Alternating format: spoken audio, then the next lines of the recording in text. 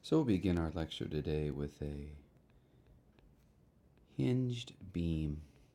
And so what we have is a beam with a wall fixity at one end, a roller at the other, but we have a beam that has an internal hinge right in the middle of it.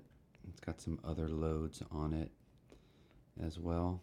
Let's say it has a 2 kip point load right at the hinge, and then a 0.5 kip per foot distributed load.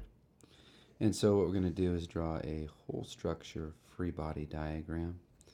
So if I recreate my loads on my beam and I represent the roller, I'm going to call that F1 with a vertical force, which represents the vertical kinematic restraint.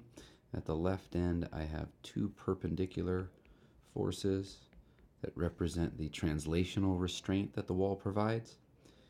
The wall also provides rotational restraint, so I end up with a moment that is applied to the beam from the wall. So to solve this problem, then I'm going to unhinge my beam, and by doing that I expose, again, only 2 internal forces. I'm going to call those F10 and F11. And so we have a equal and opposite pair on the other side. And so we're going to put the rest of our loads on our beam of 0.5 kips per foot. Dimension that 5 feet. I've called that F1. Over here I've got F2, F3, and my moment that I've called M1.